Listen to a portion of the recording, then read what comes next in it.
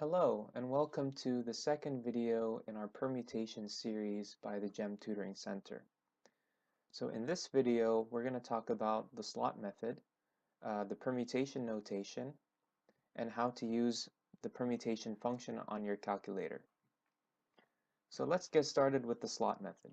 The slot method is a way for us to count how many ways some items can be picked from a total number that is bigger than that.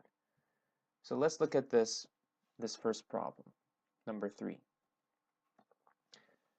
It says to pick 3 different letters out of the 26 letters. So the 26 letters can be A, B, C, all the way down to X, Y, Z. And we're picking 3 different letters from those. And order matters. So here's how we would do this using the slot method. We first identify how many items we're picking. In this case, it's 3. And we draw slots for each of those spots. So because we're picking 3 different letters, there's 3 slots. Under each slot, we're going to ask the question, how many options do I have to choose from for this particular slot? So for the first slot, let's ask the question, how many letters can I choose to put in this slot? And the answer is 26, because we haven't chosen any letters yet. We can choose from any of the 26 letters. But for the second slot, we can choose one less number of letters. The reason why we can't choose 26 here is because we've already chosen one over here. So we can choose 25 different letters for the second slot. For the third slot, we already chose 2 letters, so that leaves us with 24 letters to choose from. So in the slot method, what we do is we take these numbers and we multiply them with each other, and we end up getting the answer, 15,600 ways. So that's a very large number of ways, but it makes sense because there's 26 letters and there's so many different permutations that we can make picking just 3 letters out of 26. So it makes sense that there's a really large number of ways. And this is the slot method. It's very simple and straightforward. You just make slots the number of slots that you make is the number of items that you're picking.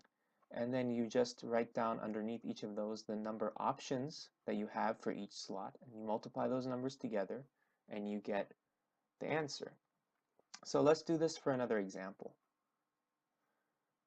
It says here for number 4, pick 3 students out of 5 students. Order matters. So we have 5 total students and we're picking 3. So because we're picking 3, we're going to make 3 slots. And for the first slot, there's 5 people we can choose as the first one. Then for the second slot, there's 4 left to choose from. Then for the third slot, there's 3 left to choose from. And then we multiply these numbers together, and we get 60 ways. Okay? So that's the slot method. And let's just review this one again. For the first slot, we hadn't chosen anybody yet, so there were 5 students we could choose from. Then for the second slot, we had chosen one already, so there's 4 students left to choose from. Then for the third slot, we had already chosen 2 students, so there were only 3 left to choose from. And then we multiply these numbers together and we get 60. Now let's talk about the permutation notation. So the permutation notation is just a mathematical way of representing what the slot method does. Okay? So it looks like this. N factorial over n minus r factorial. We'll talk about this expression in a bit, but let's look at what they mean. So n is the number of items in the total set. So this is n number of items. R is the number of items in the subset. And n minus r is the number of items that are not being picked. Okay? And this is the mathematical expression for that. N factorial over n minus r factorial. So let's talk a little bit about why we do n factorial divided by n minus r factorial. Why does this expression look the way that it does? Well, n factorial, as we know from the first Permutations Part 1 video, from the factorial method, n factorial is the number of ways that we can pick n items, or the number of ways that we can arrange n items in such a way that order matters, when order matters. And n minus r factorial is the number of ways that we can arrange the items that are not being picked when order matters. But so this is NPR. It's the equivalent way of saying this. These two mean the same thing. NPR means the number of ways R items can be picked. Okay? R items can be picked from N items. So what I'm getting at here is that this permutation notation, NPR, is the number of ways that R items can be picked from N items. Okay? Not the number of ways N minus R items can be picked, it's the number of ways R items can be picked. So what actually is going on here is we don't care about the number of ways that N minus R items can be picked, so we divide it out. N factorial is the total number of ways that N items can be picked. N minus R factorial is the number of ways that those N minus R items can be picked. But since we don't care about that number, we divide it out. So let's go on to solve the next problem. So in this problem 3, it says pick 3 different letters out of the 26 letters. It's the same problem as before, okay? But now we're going to solve it using the permutation notation. So first we identify what n is. N is the total, so n is 26. R is the number of items that are being picked, so that's 3.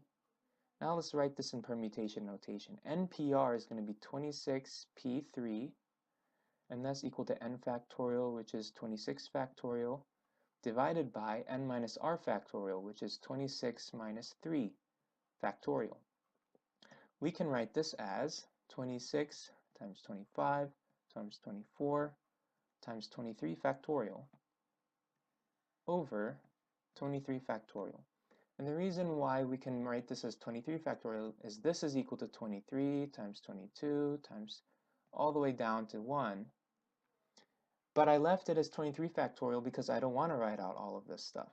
Instead, I want to cancel it with what's on the bottom. Right? 26 minus 3 is 23. So I'm going to cancel this and be left with 26 times 25 times 24. And that is equal to 15,600 ways, which is the same thing that we found up here. Okay? So it's 26 times 25 times 24. That's the same thing we got using the permutation notation for problem 3. Okay, let's do one more example and then we'll make some comments about this method. Pick 3 students out of 5 students. Order matters. So let's identify what n is. N is the total, so n equals 5. R is the number of students that we're picking, so R equals 3. So NPR is going to be 5p3.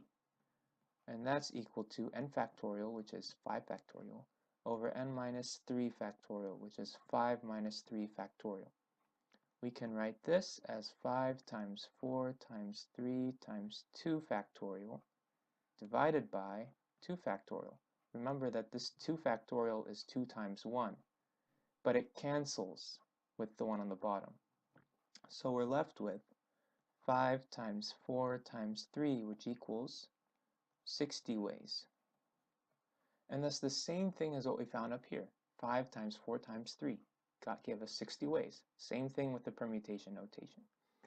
Now you might be thinking, well, why go through all this trouble of the permutation notation when the slot method is so much simpler and so much quicker too? The reason why is that the slot method, the number of slots is the number of items that you're picking. In other words, the number of slots equals R. So if R is very large, like for example for this number 3, if n equals 26 but R equals 15, you would have to draw 15 slots in order to represent accurately all of the different numbers that you need to multiply. And that's a very long process. That's longer than using the permutation notation. Now here's another thing you might be saying, which is that, well, what we just did, we wrote out all the number of slots here too, basically. We wrote down the number of options. This was for slot 1, this was for slot 2, this was for slot 3. And if we have a high number of slots, we would have to write all of these out, all 15 of them if we were doing r equals 15. So it looks like there's no getting around this. And that is true if you do a hand calculation for the permutation notation. But if you use a calculator, you bypass all of this, and it saves you a lot of time. So let's go over what we just said. When to use the slot method is when there are few slots. In other words, okay, when r is small. And when to use the permutation is notation is when there are too many slots to draw. In other words, when r is large. And when r is large, you're not going to use the hand calculation. You're going to use the calculator. So writing out the slot method and hand calculation of permutation notation are similar amounts of work. That's true when this is the hand calculation. But the permutation notation is on a calculator. So you can use your NPR key on your calculator to find out the answer even when r is large. So let's talk about how to use the calculator to find this. First, you enter n, which might be, say, 26, like it was for problem 3. Then you press the NPR key, and you get a character like this. Then you enter r, let's say it was 15, like we were talking about before. Then you hit equals, and you'll get the number immediately. So using a calculator is a very good idea when r is large. Okay? You can also use it when r is small. And when r is small, maybe less than 7 or so, I would suggest checking it using your hand calculations. And when I say hand calculations, I mean these calculations right here. It's not too much work to write out 7 numbers like this. Maybe more than that, it gets to be more work, and you might just go with a calculator.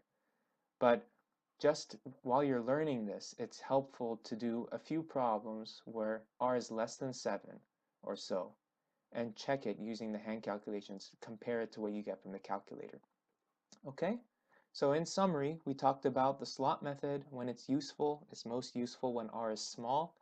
And we talked about the permutation notation, specifically the hand calculations, and then we discussed how to find permutations on your calculator using the NPR key. Okay, I hope that helps, and please keep an eye out for our next video on Permutations Part 3. We're going to talk about some practice problems, and please hit subscribe if you're interested in learning more about the GEM Tutoring Center. Go to www.gemtutoringcenter.com, and if you would like to hear about when we make new videos, please turn on your notifications. Thank you.